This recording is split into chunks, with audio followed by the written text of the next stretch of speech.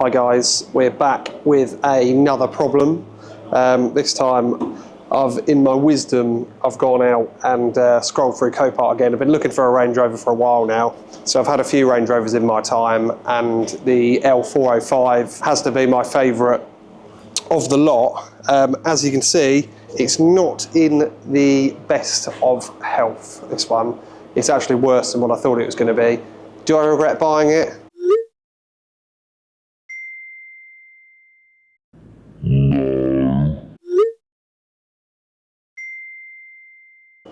A little bit, but this is, for me, it was right paint. It's in Santorini black, got the turbines on there, full black leather interior, none of this crazy two-tone interiors they do in these Range Rovers, which I detest, and the fake wood in there as well. I can't stand that, so this has just got like the brushed aluminium in there, which looks way better. This one is fitted with the 3-litre V6, the Gen 2 version, which again seem to be pretty good engines, and the road tax is quite cheap on this. It's 190 quid a year, which is considerably cheaper from the older variants of these. I did have a 2014 L405 a few years ago, which was an autobiography spec, which I absolutely loved and regretted selling from the day I sold it. But yeah, I've been looking to get one for a while now, and this come up on Copart up in Wolverhampton, and I got a bit carried away with it. We'll talk prices at some point over the next couple of episodes, so you can sort of know where we stand with everything. But so far it's cost quite a bit of money, probably a bit more than what I wanted to spend really, but there's nothing I can do about that because I own it now. So as always, we have Kieran here, who's going to give us a hand and moan probably. Lots of moaning. Lots of moaning. He's already not too happy. He's not very happy. He's come in and said it this morning and pointed out a few things which I haven't noticed. But yeah, let's go through the damage. Right, okay, so we've got 2 second-hand doors, obvious reasons. We've got a repair on the front wing.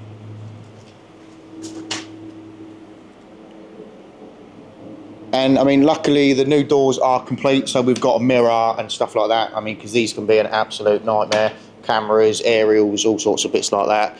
Right, as we come around the back, the main part really, the worst part. I know you'd think the doors were the worst part, but not quite.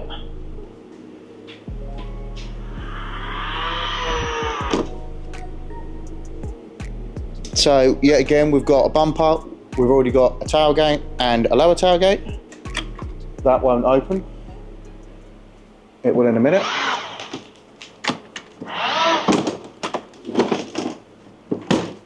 And as you can see, we've got some rear panel damage. It's not pretty in here. It's not brilliant. We didn't think it was going to be quite this bad. I might have done, but I was assured by Alex that it won't be that bad. It'll just be a bumper. And also, we've got some more damage on the front. So we've got some more little bits. So we've got another bumper for it because it's a bit worse for wear. Headlight, I don't think we've yet found, because they're all broken. So a good start really. I mean, 2 doors on it are okay, and a roof. Maybe a bonnet. First job we're going to do is get the doors off and hang the second-hand doors to make sure that they all fit all right and there's no damage on the hinges or the B-pillar either, which we believe that there's definitely not, but we'd want to do that first because it's the easiest job to do before I have a cry and a mental breakdown about the damage on the rear of the car, which we'll show you more in depth soon. But first of all, let's get the doors off. Right, so to remove the door, you've got an 8mm up here, an 8mm here. We're going to use an 8mm, but we should use an E-Torx, I believe, for that. And then unclip that, and the plug comes off, boom, the door's off. Glass is all smashed in this door as well. It's pretty nasty, but same thing as the front on here. So plug off, bolt, check strap, and then doors off. So this is pretty straightforward. This is probably going to be the most easiest part of this build. Is it, Kieran, going to be the easiest part? Yes, 100%. He absolutely loves Range Rovers with his wholehearted passion, so he loves working on them. But I don't like particularly working on. Everyone moans about them, and even I would moan about them as well, but they are a bloody good car. They're the best. You know, for an all-rounder, I think I've said this about every car I've owned. Great all-rounder.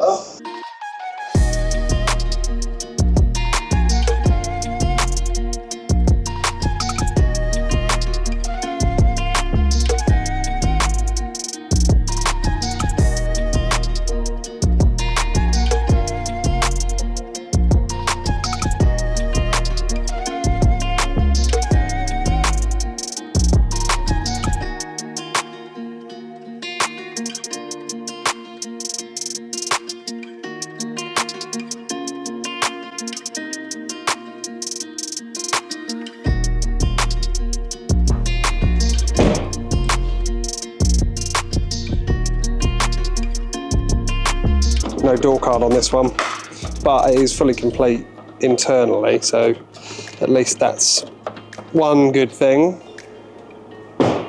Ooh. Boom, hinges aren't gone.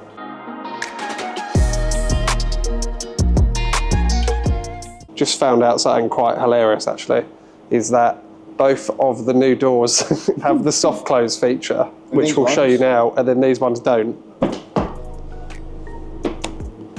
So that just stays open on that bit there. There you go. There you go, soft close. Same with that one. And then if we go around here,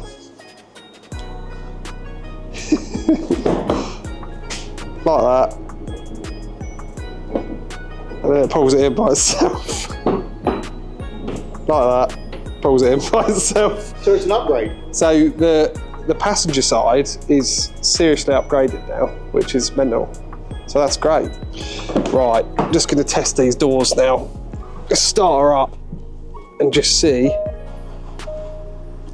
what we're playing with here. Ooh. Windows are good. So we're going to get all this tailgate off now, bumper off, lamp out, and see the extent of this damage and see what it's like basically. So we're going to get cracking.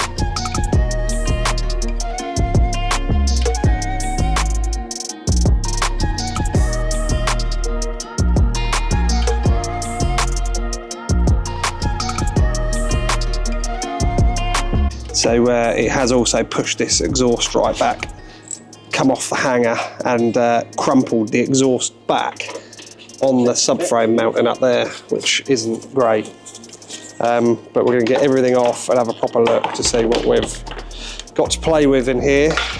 As you can start to see, it's kinked just here, but we will see.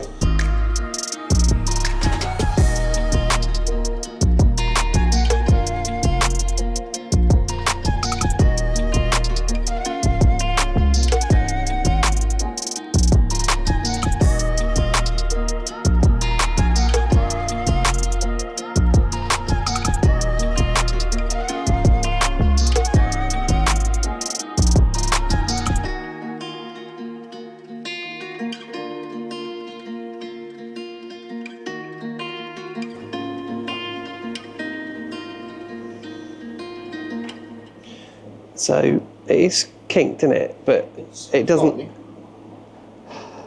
I mean, I don't know, but that doesn't look that bad to me. So good bits and bad bits. That's all bad, isn't it? So you can see how far the rear panel's gone in. It's gone in, hit the spare wheel, which sits about here, done that, and then come back again. So it's pinged back quite well. So yeah, it has gone back to shape. Not bad really, is it? Yeah, considering. it's gone quite a way forward, so we've burnt that, considering the spare tyre sits here. That's where the spare tyre sits. So it's pushed that forward to do that, basically, which is pretty crazy. Lucky. What we're going to do now is take this side trim off where Kieran is to have a look to see what the damage is like under there.